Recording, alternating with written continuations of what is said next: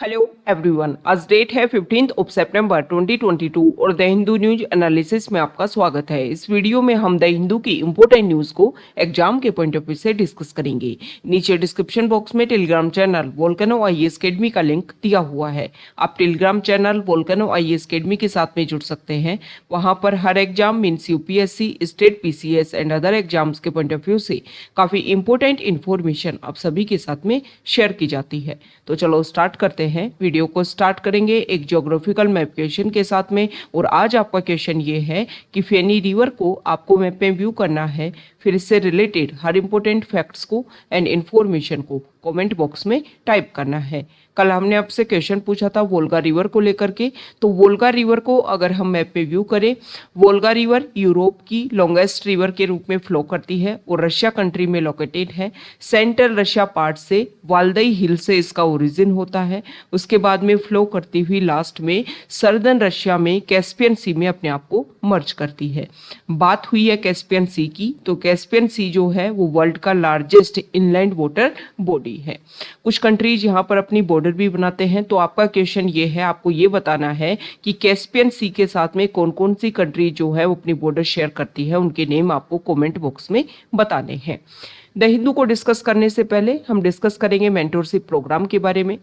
2023 में यूपीएससी का अगर आप एग्जाम दे रहे हैं और आपको लगता है कि डेली बेसिस पर आपके टारगेट डिसाइड करने में आपको प्रॉब्लम होती है, तो ये मेंटोरशिप प्रोग्राम आपके लिए बेनिफिशियल है। इसमें आपके सिलेबस के अकॉर्डिंग हमारे जो मेंटोर हैं वो डेली बेसिस पर आपके टारगेट डिसाइड करते हैं और आपके टारगेट इस तरीके से डिसाइड किए जाते हैं कि 2023 से पहले आप अपने सिलेबस को ना सिर्फ स्टैटिक पार्ट बल्कि करंट अफेयर्स पार्ट जो है वो भी आप कवर कर पाओ। तो अगर आपको लगता है कि ये प्रोग्राम आपके लिए बेनिफिशियल रहेगा तो आप इसको ज्वाइन कर सकते हो। द हिंदू को अगर हम डिस्कस करें तो फर्स्ट इंपॉर्टेंट न्यूज है फ्रंट पेज पर, और न्यूज रिलेटेड है यहाँ पर मानस बल लेक को लेकर के। जम्मू एंड कश्मीर में 1989 से पहले इस मानस बल लेक में जो भी नेवी का जो एनसीसी कैडेट जो होते थे उनकी यहाँ पर ट्रेनिंग कंडक्ट करवाई जाती थी। लेकिन 1990s के टाइम में जम्मू कश्मीर में जब मिलिटेंसी इश्यूज बहुत ज़्यादा बढ़ गए, उसके बाद में लगभग 33 साल हो गए इस ट्रेनिंग ड्रिल्स को मानस बल लेक में करवाए हुए। अब दोबारा से इसको री इंट्रोड्यूस किया गया है, क्योंकि हमारी गवर्नमेंट का ये मानना है कि 2019 के बाद में जब जम्मू एंड कश्मीर का जो एक special status Jammu and Kashmir को आर्टिकल 370 के अंडर दिया हुआ था उसको रिमूव किया गया और हमारे सेंट्रल इंडिया के अंदर ही एक इम्पोर्टेंट स्टेट के रूप में लाया गया,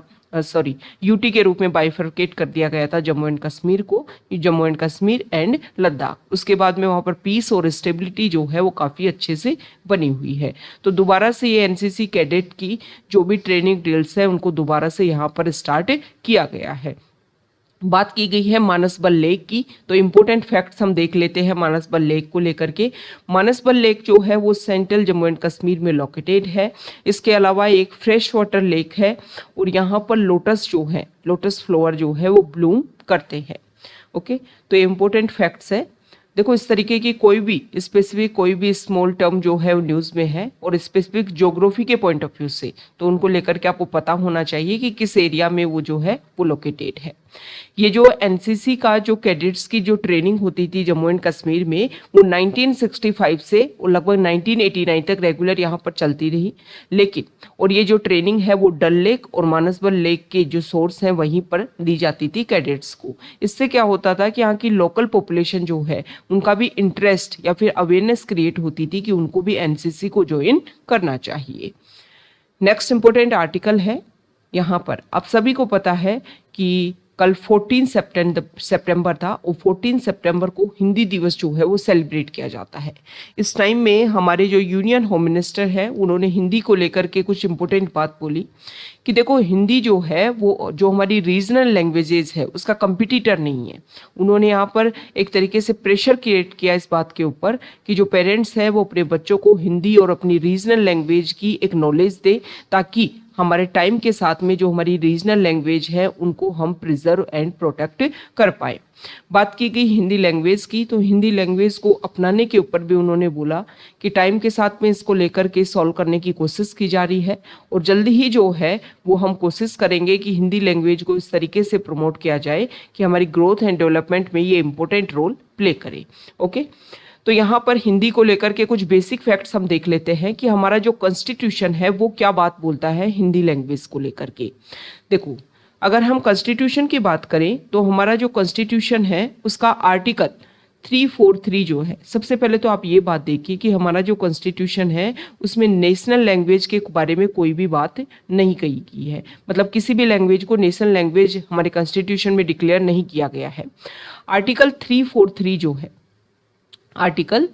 343 जो है उसमें बात की गई है ऑफिशियल लैंग्वेज की, और बोला गया है कि हिंदी लैंग्वेज जो देवनागरी स्क्रिप्ट में जिसको लिखा गया है उसको यूनियन लेवल पर जो है वो काम में लिया जाएगा। दूसरी अगर हम इम्पोर्टेंट बात बोले जो कॉन्स्टिट्यूएंट असेंबली जो थी उन्होंने स्टार्टिंग में इंग्लिश को भी अपनाया था। ओके, इंग्लिश को भी उन्होंने अपनाया था। और अगर हम बात करें तो कॉन्स्टिट्यूएंट असेंबली ने ये बोला था कि 15 ईयर्स तक, हमारे इंडिपेंडेंस से 15 ईयर्स तक इंग्लिश को यूज़ किया जाएगा, और उसके बाद में पार्लियामेंट जो है वो लोग के थ्रू डिसाइड करेगी इंग्लिश लैंग्वेज के बारे में। तो इसका डिसीजन होना चाहिए था, और उसी को लेकर के फिर 1963 से पहले ही प्रोटेस्ट होने लग गया कि इंग्लिश को जो है वो रेगुलर रखना है, और फिर पार्लियामेंट के द्वारा ऑफिशियल लैंग्वेज एक्ट 1963 जो है वो एग्जिस्टेंस में आया, और फिर उसमें इंग्लिश को भी रेगुलर कर दिया गया विदाउट एनी टाइम,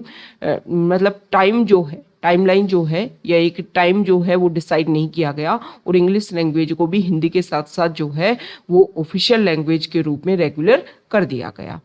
हमारे कॉन्स्टिट्यूशन का आर्टिकल 351 जो है ये बोलता है कि हमारी यूनियन गवर्नमेंट की ये जिम्मेदारी है, ये रिस्पॉन्सिबिलिटी है कि वो ऑफिशियल लैंग्वेज के रूप में हिंदी लैंग्वेज को जो है वो प्रमोट करे। मतलब सेंट्रल गवर्नमेंट, यूनियन गवर्नमेंट जो है वो हिंदी लैंग्वेज के प्रमोशन का काम करेगी। तो यहाँ पर लैंग्वेज की बात हुई है। आप सभी को पता है कि शेड्यूल 8 जो है वहाँ पर भी लैंग्वेज की बात की गई है, भाषाओं की बात की गई है। तो आपका क्वेश्चन ये है, आपको ये बताना है कि हिंदी और इंग्लिश दोनों शेड्यूल 8 में है या नहीं है। अगर है तो कौन सी लैंग्वेज है, और अगर नहीं है तो कौन सी लैंग्वेज नहीं है हिंदी और इंग्लिश में, ये आपको कमेंट बॉक्स में बताना है। नेक्स्ट इंपॉर्टेंट न्यूज़ है, यहाँ पर देखो, गोवा में जो कांग्रेस पार्टी है उनके पास में जितने भी एमएलए थे वो टाइम के साथ में उनमें एक तरीके से डिफेक्शन जो है वो देखने को मिला, और वो अदर पार्टी से मिल गए, और वहाँ पर जो पार्टी का और जो गवर्नमेंट का फॉर्मेशन देखने को मिला। अभी प्रेजेंट टाइम में अगर हम देखें तो जो अपोजिशन है उसके पास में सिर्फ और सिर्फ 7 एमएलए बचे हैं, और दूसरी बार इस तरीके से मास एग्जिस्टेंस लास्ट 3 ईयर्स में देखने को मिला है। तो यहाँ पर एंटी डिफेक्शन लॉ की बात की गई है कि अगर, क्योंकि ये तो आप सभी को पता है कि एंटी डिफेक्शन लॉ में मास, अगर तरीके से मास संख्या में, एक बड़ी संख्या में जो एमएलए या एमपी जो हैं वो अपनी ओरिजिनल पार्टी को छोड़ करके दूसरी पार्टी में मर्ज होते हैं, तो उनके ऊपर एंटी डिफेक्शन लॉ एप्लीकेबल नहीं होता है। इस तरीके के इश्यूज देखें तो पहली बार नहीं है। यहाँ पर तो जो गवर्नमेंट फॉर्मेशन के लिए वैसे ही अपने आप को छोड़कर दूसरी पार्टी में वो मर्ज हुए हैं। तो यहाँ पर ये बताया गया है, इस आर्टिकल को अगर हम रिलेट करें तो ऐसा नहीं है कि सिर्फ इसी स्टेट में ये देखने को मिल रहा है, हमारे इंडिया के बहुत सारे स्टेट में इस तरीके का इशू जो है वो बार बार देखने को मिलता है। अभी प्रेजेंट टाइम में महाराष्ट्र में आपने इस इशू को देखा होगा, इसके अलावा और भी अदर स्टेट जो हैं वहाँ पर भी इस तरीके के इशू जो हैं वो रेगुलर, अगर आप न्यूज़पेपर रीड रेगुलर करते हो तो इस तरीके की जो प्रॉब्लम है वो रेगुलर आपको फेस करती रहनी होगी। तो यहाँ पर हम डिस्कस करेंगे एंटी डिफेक्शन लॉ को लेकर के कुछ बेसिक फैक्ट्स जो हमारे प्रीलिम्स के पॉइंट ऑफ व्यू से काफ़ी ज़्यादा इंपॉर्टेंट हो जाते हैं। देखो, 1960s के टाइम में ये जो प्रॉब्लम है वो स्टार्ट हुई कि एक इंडिविजुअल पर्सन जो है वो कभी इस पार्टी को ज्वाइन कर रहा है, कभी इस पार्टी को ज्वाइन कर रहा है, फिर इस पार्टी से वापस अपनी पार्टी में आ रहा है। इस तरीके के इशू जब देखने को मिले तो फिर इसके ऊपर डिस्कशन हुआ कि इस तरीके की प्रॉब्लम को सोल्व किया जाए, और इसी के बेसिस पर फिर 52nd कॉन्स्टिट्यूशनल अमेंडमेंट एक्ट के थ्रू जो है वो 1985 में ये एंटी डिफेक्शन लॉ लाया गया, और 10th शेड्यूल के रूप में इसको इंसर्ट किया गया। 10th शेड्यूल जो है उसको भी एंटी डिफेक्शन लॉ के नाम से भी जाना जाता है। अब यहाँ पर ये डिस्कस किया गया कि अगर जो इलेक्टेड मेंबर्स है, मान लो कोई पर्सन जो है वो किसी स्पेसिफिक पार्टी के सिंबल से जीत करके आता है, तो अगर वॉलंटरी लेवल पर वो पर्सन जो है वो गिव अप कर देता है उस पार्टी की मेंबरशिप को और किसी दूसरी पार्टी को ज्वाइन कर लेता है। मतलब हम डिस्कस कर रहे हैं कि एंटी डिफेक्शन लॉ किस किस के ऊपर एप्लीकेबल होगा। तो पहले तो उस पर्सन के ऊपर एप्लीकेबल होगा। दूसरा क्या होता है कि पार्टी जो है वो अपनी कुछ डिसीजन डिसाइड करती है और विप के थ्रू उनको एप्लीकेबल करवाने की कोशिश करती है। तो अगर कोई मेंबर जो है वो पार्टी की जो भी आइडियाज हैं, जो भी उसके सजेशन है, उनको फॉलो नहीं करता है तो उसके ऊपर भी इस तरीके की एक्टिविटीज जो है वो एप्लीकेबल होती है। थर्ड ये है कि अगर इंडिपेंडेंट पर्सन जो है, मतलब किसी पार्टी से नहीं जीत करके आया लेकिन एमपी और एमएलए के रूप में जीत के आया है, तो अगर इंडिपेंडेंट पर्सन किसी पार्टी को ज्वाइन कर लेता है तब भी उसके ऊपर एंटी डिफेक्शन लॉ एप्लीकेबल होता है। फोर्थ नंबर पर अगर हम डिस्कस करें तो नॉमिनेटेड मेंबर जो है अगर 6 मंथ्स के अंदर अंदर किसी पार्टी को ज्वाइन करता है तो उसके ऊपर एंटी डिफेक्शन लॉ एप्लीकेबल नहीं होता है, लेकिन 6 मंथ्स के बाद अगर किसी पार्टी को ज्वाइन करता है तो उसके ऊपर भी एंटी डिफेक्शन लॉ एप्लीकेबल होता है। अब यहाँ पर अगर किसी के ऊपर एंटी डिफेक्शन लॉ एप्लीकेबल करवाना है तो इसके बारे में, अब ये तो हमने डिस्कस किए बेसिक प्रोविजन कि किन किन के ऊपर एप्लीकेबल हो सकता है। अब किन किन के ऊपर एप्लीकेबल नहीं हो सकता तो आपको पता होना चाहिए कि जो ओरिजिनल लॉ था उसमें तो ये बोला गया था कि 1/3 मर्जर, अगर किसी एक पार्टी से 1/3 मेंबर जो है वो दूसरी पार्टी में जाकर, पार्टी मतलब पार्टी के मेंबर मतलब इलेक्टेड मेंबर, ऐसा नहीं है कि पार्टी के मेंबर जो कार्य करता है वो छोड़ करके दूसरी पार्टी में जाए, उनके ऊपर कोई एप्लीकेबल नहीं होता है। ये इलेक्टेड मेंबर के ऊपर, इलेक्टेड मेंबर ऑफ पार्लियामेंट या member of legislative assembly means MP और एमएलए जो है उनके ऊपर एप्लीकेबल होता है एंटी डिफेक्शन लॉ। कहीं आप अपने न्यूज़पेपर में रीड करो कि कांग्रेस पार्टी के कुछ कार्यकर्ता छोड़ करके बीजेपी को ज्वाइन कर लिए, तो आप सोचो कि वहां एंटी डिफेक्शन लॉ एप्लीकेबल होगा, वहां नहीं एप्लीकेबल होगा, इलेक्टेड मेंबर्स के ऊपर एप्लीकेबल होता है। ठीक है, जीत करके आ गए किसी पार्टी के सिंबल से, फिर दूसरी पार्टी में ज्वाइन कर रहे हैं तो इंडिविजुअल लेवल पर अगर ज्वाइन करते हैं तो उनके ऊपर एप्लीकेबल होता है। ओरिजिनल जो लॉ है उसमें एक बात बोली गई थी कि 1/3 पार्ट जो मेंबर है अगर वो दूसरी पार्टी को ज्वाइन करते हैं तो उनके ऊपर एंटी डिफेक्शन लॉ जो है वो एप्लीकेबल नहीं होगा। लेकिन फिर इसको 91st कॉन्स्टिट्यूशनल अमेंडमेंट एक्ट 2003 के द्वारा चेंज कर दिया गया और एक बात बोली गई कि 2/3 मेंबर जो हैं किसी पार्टी के अगर इलेक्टेड मेंबर किसी दूसरी पार्टी को ज्वाइन करते हैं तब जाकर के ऊपर उनके ऊपर एंटी डिफेक्शन लॉ जो है वो एप्लीकेबल नहीं होगा। मतलब यहाँ पर लूप होल है एंटी डिफेक्शन लॉ में कि अगर मेजोरिटी में लोग जो हैं, मतलब एक संख्या में, बड़ी संख्या में जाकर के दूसरी पार्टी को ज्वाइन करते हैं तो उनके ऊपर जो है वो क्या नहीं होगा, एंटी डिफेक्शन लॉ एप्लीकेबल नहीं होगा।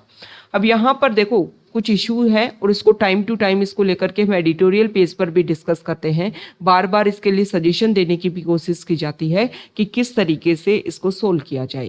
देखो सबसे बड़ी बात क्या है कि ये जो लॉ है एंटी डिफेक्शन लॉ, इस ओरिजिनल लॉ में कोई भी टाइमलाइन डिसाइड नहीं की गई है कि इस टाइमलाइन में अगर कोई पर्सन जो है उसके ऊपर एंटी डिफेक्शन लॉ एप्लीकेबल होता है उसके बाद में जो हाउसेस के चेयरमैन और स्पीकर होते हैं उनके पास ये पावर होती है कि वो डिसीजन ले कि एंटी डिफेक्शन लॉ एप्लीकेबल है या नहीं है। तो यहाँ पर कोई टाइमलाइन डिसाइड नहीं की गई है कि 2 महीने में या 4 महीने में जो है वो इसके ऊपर रिजल्ट निकाल करके लेके आए। लेकिन जुडिशरी ने सुप्रीम कोर्ट में एक केस में जो है वो यहाँ पर डिसीजन लिया था कि जो है टाइमलाइन के अकॉर्डिंग स्पीकर जो है वो अपना रिजल्ट यहाँ पर क्लियर करें। सजेशन की बात करें तो सजेशन में एक बात बोली जाती है कि यहाँ पर एंटी डिफेक्शन लॉ जो है इसको एप्लीकेबल करने की जिम्मेदारी इलेक्शन कमीशन के पास होनी चाहिए। इलेक्शन कमीशन जो है वो इन इश्यूज को सोल्व करे और अगर आप सोल्व करवाना चाहते हो पार्लियामेंट या लेजिस्लेटिव असेंबली के लेवल पर तो यहाँ पर भी इंडिपेंडेंट ट्राइब्यूनल जो है वो एस्टेब्लिश किया जाए और वो इन इश्यूज को सोल्व करने की कोशिश करे। बात करते हो इनके ऊपर स्पीकर और चेयरमैन के ऊपर, तो क्लियरली उनकी टाइमलाइन जो है वो डिसीजन होना चाहिए कि हाँ वो एंटी डिफेक्शन लॉ एप्लीकेबल है या नहीं एप्लीकेबल है।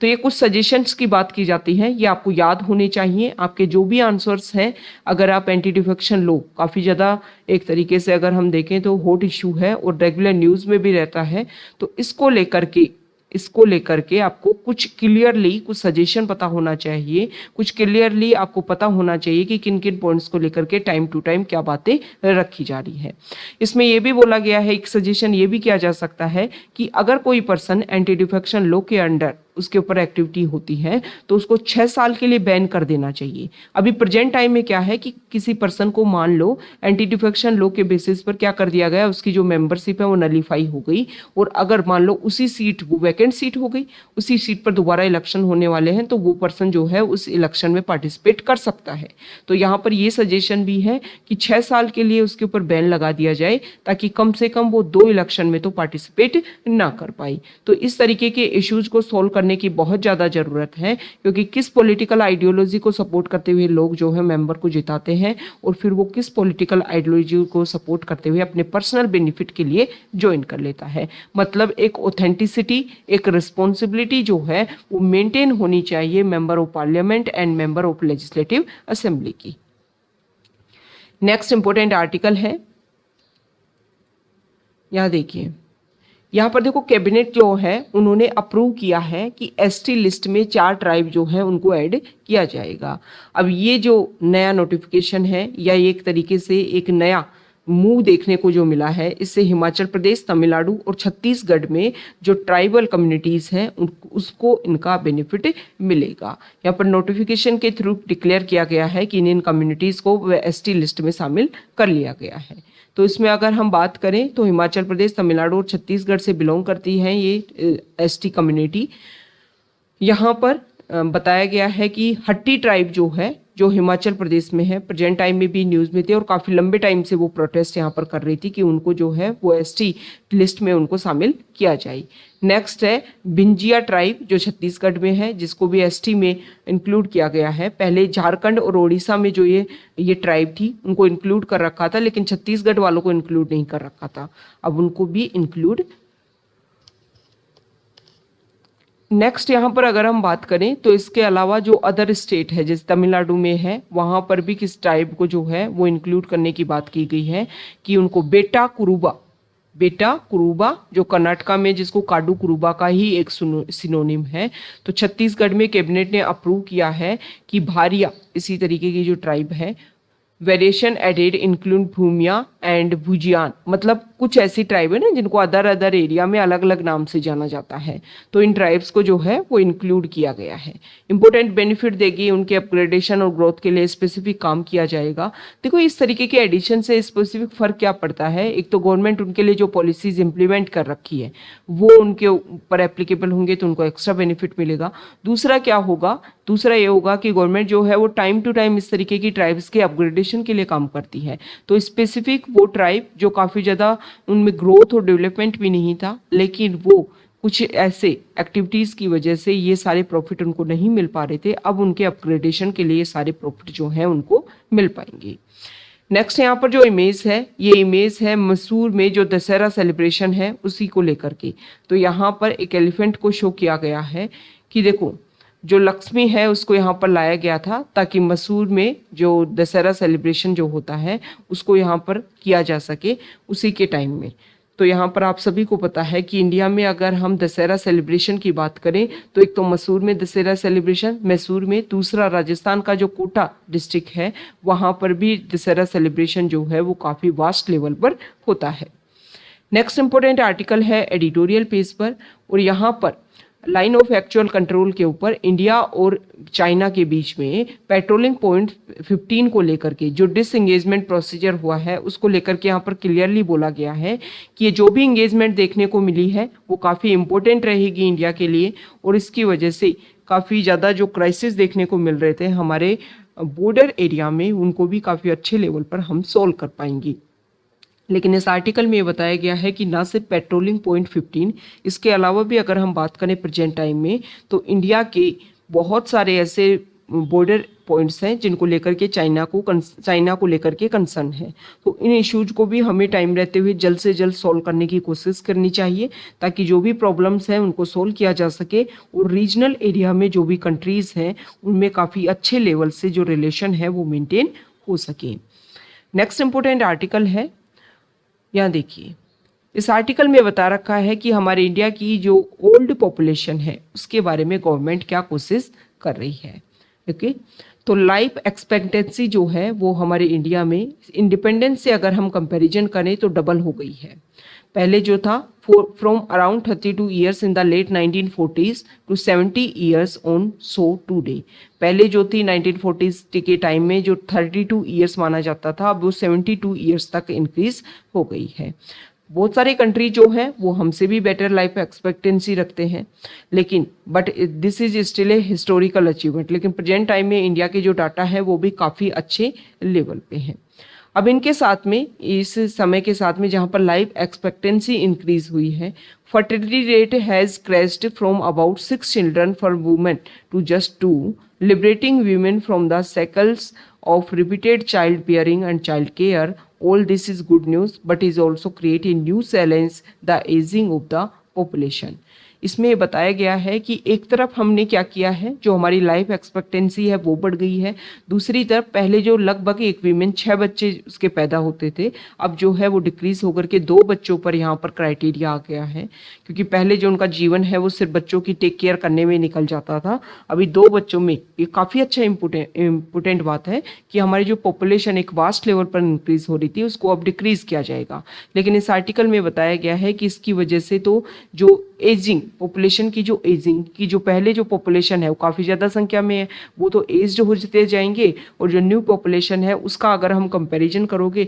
तो काफ़ी कम संख्या में बच्चे रहेंगे। तो वो सारे जो रिसोर्सेज हैं उन सभी को हमें कवर अप करने के लिए जो है वो पॉपुलेशन की ज़रूरत पड़ेगी, और इसी के बारे में यहाँ पर बताया गया है कि इसकी वजह से जो है वो इंडिया को प्रॉब्लम्स भी देखने को मिलेंगे। प्रेजेंट टाइम में अगर हम बात करें, वो लोग जिनकी एज 60 ईयर्स या उससे ज़्यादा है, उनकी संख्या प्रेजेंट टाइम में इंडिया की पॉपुलेशन में 2011 की पॉपुलेशन के अकॉर्डिंग हम देखें तो 9% है, और 2036 तक जाते जाते ये संख्या जो है वो 18% तक इंक्रीज हो जाएगी, ऐसा नेशनल कमीशन ऑन पॉपुलेशन ने बोला है। तो इंडिया जो है उनको इंश्योर करना चाहिए कि जो भी हमारे एल्डरली लोग हैं उनके लिए एक डिसेंट क्वालिटी लाइफ जो है वो दी जा सके। ओके, तो इसी की प्लानिंग जो है वो हमारी गवर्नमेंट को आज से ही स्टार्ट करना चाहिए। प्रेजेंट टाइम में अगर हम देखें तो गवर्नमेंट जो है वो मोर देन 60 ईयर के जो लोग हैं उनको पेंशन देने का काम कर रही है, और ये काम जो है काफ़ी एंशियंट टाइम से है। तो इसके बारे में जो पेंशन हेल्प है वो दी जानी चाहिए, ज़रूरत भी है। लेकिन इस आर्टिकल में बताया गया है कि जिस तरीके से जो हमारी ओल्ड एज पॉपुलेशन इंक्रीज होगी उसकी वजह से इसकी जो हमारी पेंशन वर्क है इसके ऊपर भी काफ़ी ज़्यादा बर्डन क्रिएट होगा। तो हमें कुछ ऐसे काम किए जाने चाहिए जिसके बेसिस पर जो प्रॉब्लम है वो भी सॉल्व हो सके, उनको भी एक डिसेंट लाइफ मिल सके, और जो मनी है उनको भी हम प्रोवाइड कर सके ताकि वो अपनी लाइफ को अच्छे से मेंटेन करके चल सकें। ओके, यहाँ पर ये बताया गया है कि ना सिर्फ जो है ओल्ड एज में जो मनी है वो काफ़ी एक इशू है, प्रॉब्लमेटिक इशू है, इसके अलावा भी जैसे जैसे एज बढ़ती जा रही है उसके साथ में जो डिप्रेशन लेवल है वो विमेन में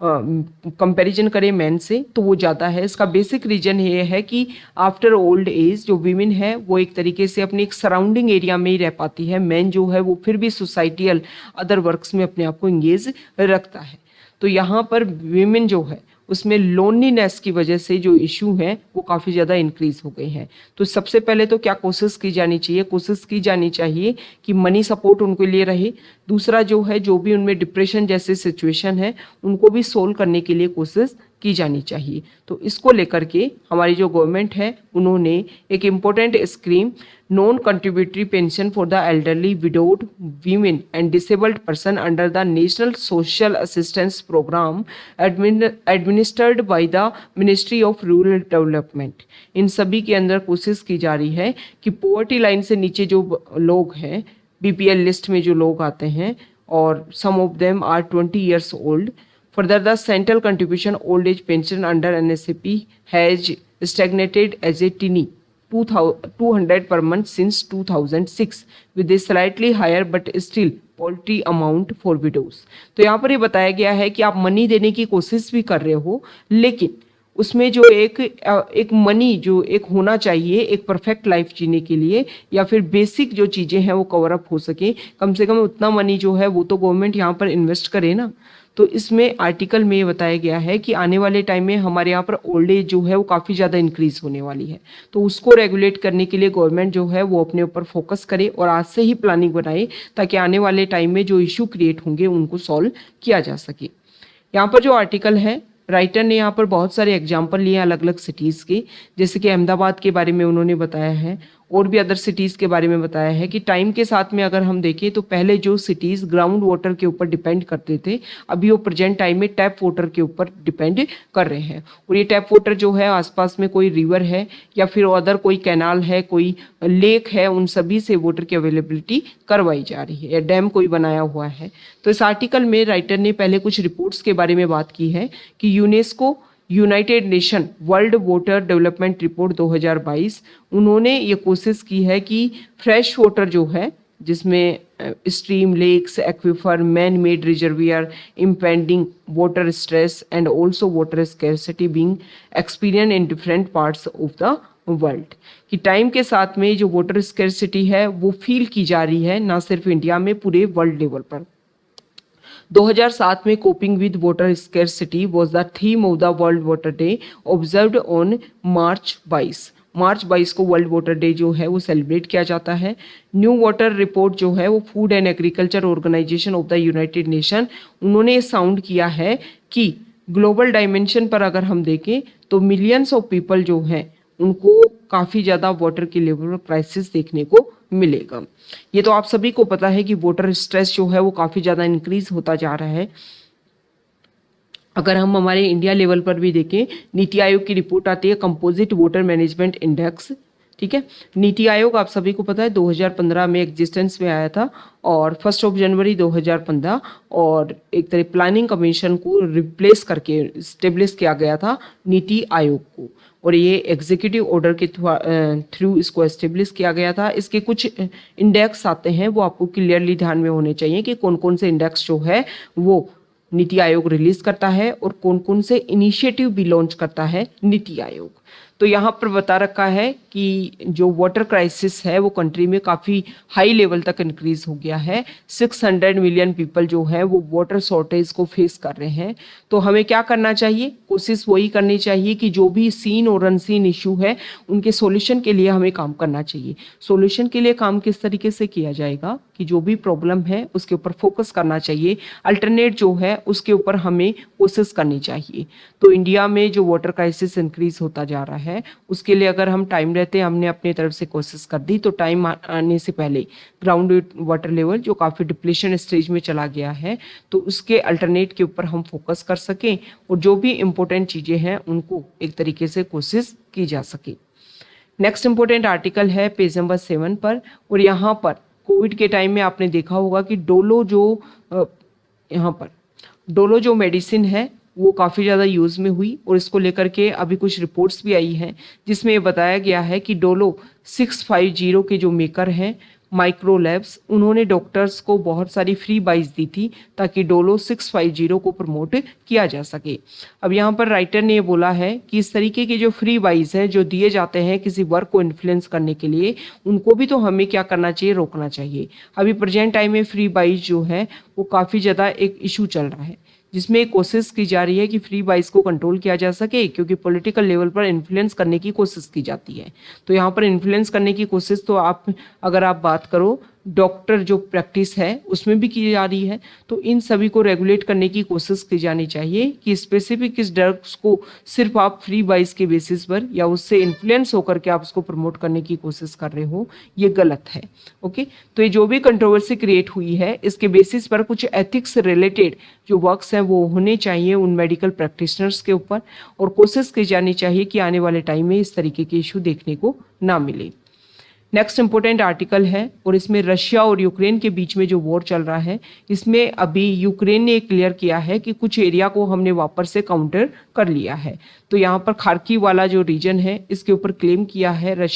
यूक्रेन ने कि ये रीजन हमने दोबारा से अपने अंडर कर लिया है। यहाँ पर अगर हम देखें तो रेड कलर में जो एरिया है, यहाँ पर जो रेड कलर प्लस लाइनिंग जो आपको दिख रही है तो कम्प्लीटली जो है वो रशिया कंट्रोल्ड है। 24 फरवरी जब वॉर स्टार्ट हुई थी उससे पहले ही रशिया के अंडर आता था, और ये जो रेड कलर में है रशिया के अंडर है। यहाँ पर अगर हम बात करें तो ये आपको रेड डॉट में जो लाइन दिख रही है, यहाँ पर सर्किल में जो रेड डॉट आपको दिख रहा है वो एक तरीके से वो सिटीज हैं जिनको रशिया ने कंट्रोल कर रखा है। और यहाँ पर जो ग्रीन कलर में आपको जो दिख रहा है, इसके ऊपर यूक्रेन क्लेम कर रहा है कि इसको हमने दोबारा से अपने अंडर किया है। और यहाँ पर ग्रीन सर्कल जो आपको दिख रहे हैं, यहाँ पर हैवी फाइटिंग देखने को मिल रही है रशिया और यूक्रेन के बीच में। तो यहाँ पर जो भी रीजन है, जैसे लुहांस्क रीजन है, डोनेस्क रीजन है, या फिर अगर हम बात करें खेरसोन ओब्लास्ट है, क्रीमिया, खेरसोन, मेलिटोपोल और यहाँ पर खार्किव रीजन, ये क्लियरली आपको पता होना चाहिए कि कौन कौन से एरिया में। ये ओडेसा है, ये इंपॉर्टेंट पोर्ट है यहाँ का, यूक्रेन का। ओके, और कुछ टाइम पहले अलाउ भी किया गया है कि यहाँ से जो भी इंपॉर्टेंट प्रोडक्ट्स हैं उनको ब्लैक सी के थ्रू जो है वो वर्ल्ड लेवल पर भेजा जा सके। तो ये रीजन है जिसमें अभी यूक्रेन ने क्लेम किया है, तो मैप हमारे लिए इम्पोर्टेंट हो जाता है।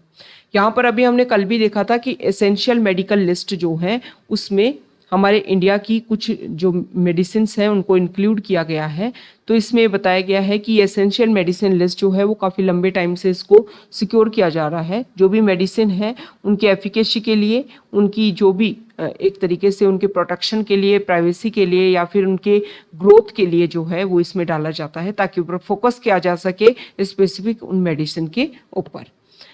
नेक्स्ट इंपॉर्टेंट आर्टिकल है पेज नंबर 10 पर, और यहाँ पर फोकस किया गया है ईडब्ल्यूएस कोटा के बारे में। आप सभी को पता है 10% जो रिजर्वेशन दिया गया और स्पेसिफिक इकोनॉमी बेसिस पर दिया गया, तो उसको लेकर के सुप्रीम कोर्ट में डिस्कशन चल रहा है। और यहाँ पर पिटिशनर्स का ये मानना है कि SC ST OBC को जो बाहर रखा गया है ईडब्ल्यूएस कोटा से, वो एक तरीके से प्रॉब्लमेटिक है। दूसरा यहाँ पर बात की गई है कि प्योरली जो है वो इकोनॉमी बेसिस पर क्या नहीं दिया जा सकता, रिजर्वेशन नहीं दिया जा सकता। इंदिरा साहनी केस में जो है ये बात, इंदिरा साहनी केस में ये बात बोली गई थी। नेक्स्ट यहाँ पर हिजाब बैन को लेकर के है कि हिजाब बैन जो किया गया है वो एक डिस्क्रिमिनेशन प्रोवाइड करता है सोसाइटी में, और हिजाब जो है वो मुस्लिम कम्युनिटी का एक इंटीग्रल पार्ट है, ऐसा मुस्लिम कम्युनिटी ने अपनी बात रखी है। हालांकि कर्नाटका हाईकोर्ट में जब इसको लेकर के डिस्कशन हो रहा था, तो कर्नाटका हाईकोर्ट ने क्लियर किया था कि जो भी इस्लाम की जो इम्पोर्टेंट बुक है कुरान, उसमें इस तरीके को लेकर के या कुछ जो भी अदर इम्पोर्टेंट लॉज हैं उसमें हिजाब को लेकर के क्लियरली कहीं मेंशन नहीं किया गया है कि इस्लाम कम्युनिटी का इंटीग्रल पार्ट है। हालांकि ट्रेडिशन के थ्रू इसको एक्वायर किया गया और रेगुलर बेसिस पर इसको फॉलो भी किया जाता है। तो यहाँ पर स्कूल ड्रेस के नाम पर इसको बैन किया गया था, जिसको लेवल पर काफ़ी ज़्यादा प्रोटेस्ट देखने को मिला था। और अभी प्रेजेंट टाइम में जुडिशरी जो है सेंट्रल लेवल पर वो इसको लेकर के डिस्कशन कर रही है। नेक्स्ट यहाँ पर इलेक्शन कमीशन ने क्लियरली बोला है कि जो हेट स्पीच मतलब कुछ ऐसे स्टेटमेंट आप बोल करके या फिर अपने लिख करके कुछ ऐसी क्रिएट की जिसकी वजह से सोसाइटी में प्रॉब्लम्स क्रिएट हो सकती हैं, उनको हेट स्पीच में काउंट किया जाता है। तो यहाँ पर इलेक्शन कमीशन ने बोला है कि इलेक्शन के टाइम पर जो भी हेट स्पीच स्प्रेड किए जाते हैं उनके बारे में उनको रेगुलेट करने के लिए अभी तक इंडिया में कोई लॉ नहीं है, और इस तरीके के जो इश्यूज हैं उनको कंट्रोल करने के लिए, उनको रेगुलेट करने के लिए इंडिया को कोशिश करनी चाहिए। तो ये आज का हमारा द हिंदू न्यूज़पेपर का डिस्कशन था। अगर आप यहाँ तक आए हैं, वीडियो आपको अच्छा लगा है, तो प्लीज़ वीडियो को लाइक कीजिए, शेयर कीजिए और चैनल को सब्सक्राइब कीजिए। Okay, thank you.